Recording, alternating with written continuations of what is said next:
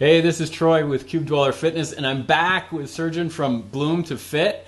In our last interview, if you haven't seen it, go down into the comments and find the link. Go back, see part 1. No, I'm serious. Go back, go down there, go watch part 1, watch that one, then come back. If you did, welcome back.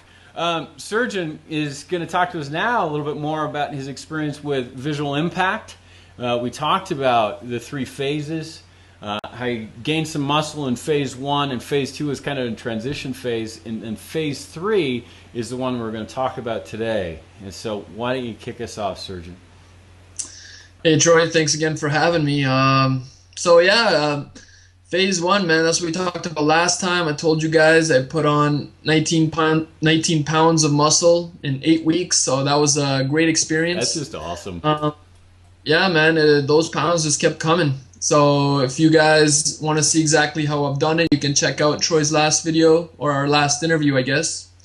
Phase 2 was a transition phase. It's a phase I'd recommend more so for athletes who want to combine like that strength building, muscle building kind of, or have that kind of effect. I stuck around maybe for a month in that phase, saw some good results, but I moved on to phase 3, and phase 3 is all about developing strength and really cutting that fat. Yep. And just like I talked about in phase 1, people have these strategies of building and cutting completely backwards. And in Rusty's program, the visual impact program that we use that I've used for all of this, it really opens people's eyes, and I'll give you guys a little example. So in this cutting phase, I know a lot of people will tell you you're trying to cut down, you're trying to get lean, you really want to go into high reps, you want to be using low weights, get on that cardio, but apart from the cardio side, all of that is backwards. So what I did was I really increased my weight. So I was going really heavy. I dropped my volume drastically. So I was only about 2 to 4 reps per set. Yep.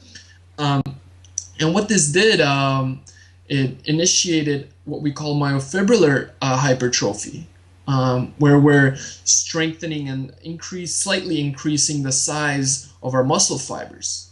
And what this does is it allows for greater contractions, and this is where the strength comes into play. Mm-hmm. But on top of that, what we're doing is we're teaching our neuromuscular system how to create these stronger contractions, and that's what it comes down to.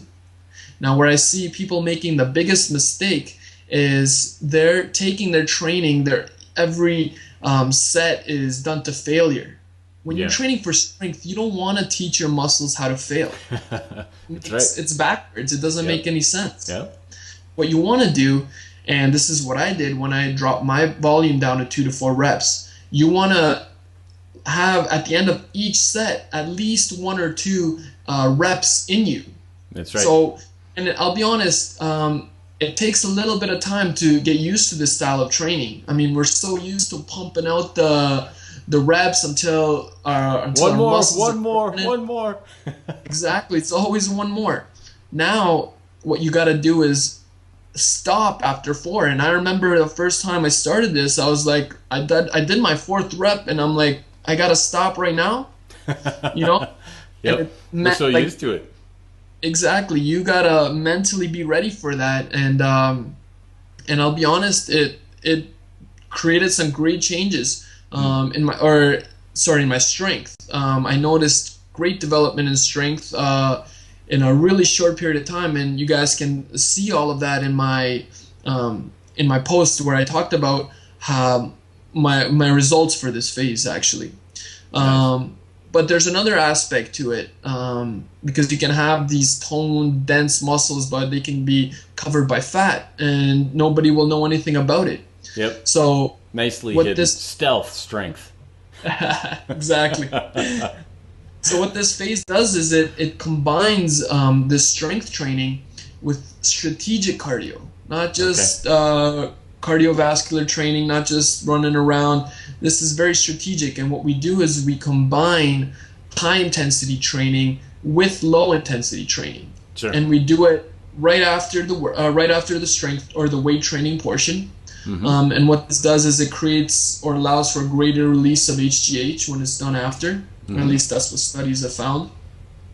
But it's the strategic part when you combine high intensity training where your heart rate is peaking, or it's in that zone that they call. And when you combine it with low intensity training, which is like slow jogs, it's your regular steady state cardio. You create this extreme like fat burning effect. And I'll be honest, these durations change as you progress through your cutting phase. So what I've noticed is after a while, because I had to really lower my high intensity training because I was burning out faster, especially when I started reaching really low body fat levels.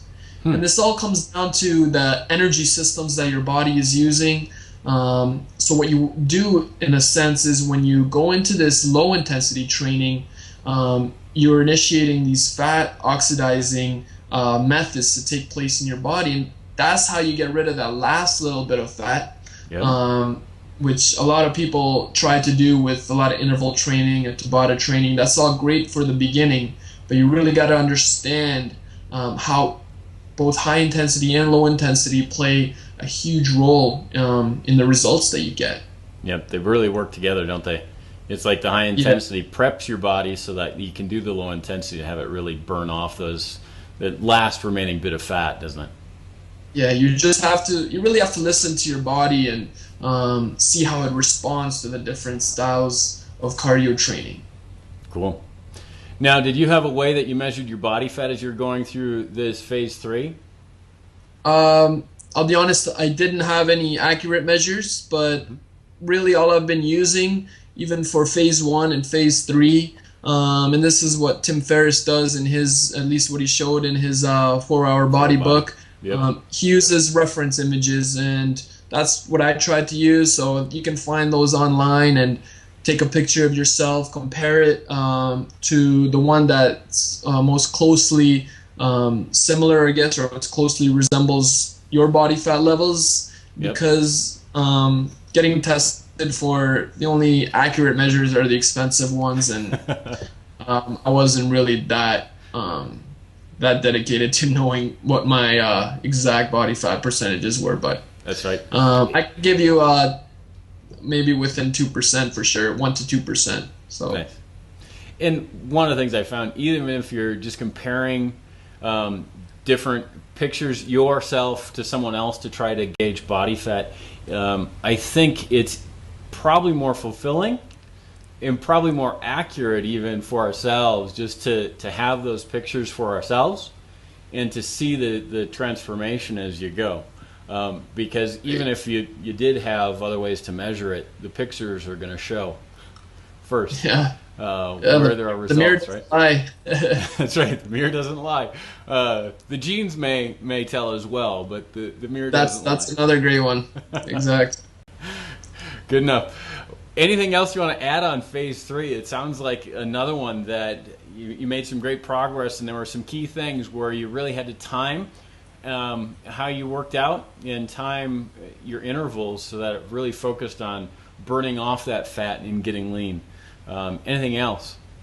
Well, Troy, just like I said in my other interview about phase 1, it comes down to knowing these few simple concepts that you're applying, like lowering your volumes, increasing your weights, extending your rest periods. Just understanding these. I mean, nobody's perfect. You're not going to be able to get this right 100% of the time, but people are just have this whole thing backwards, and even when they do it and they don't get results, they think it's because of them, but it's actually just they're using the wrong system. Yeah, strategy's off by just a little bit.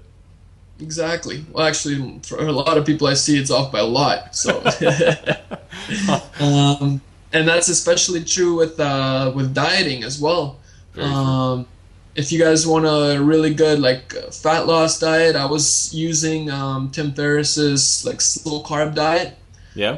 It's not the easiest one to stick to. I guess it depends on your willpower and Yeah. your ability to resist temptations. And I'll be honest, this was a tough one for me because for some reason, I chose to do this during the Christmas holidays. Oh, nice. So, yeah, I really tested myself right there. But I'll be honest, I made some good progress. I lost just about 15 pounds in 5 weeks.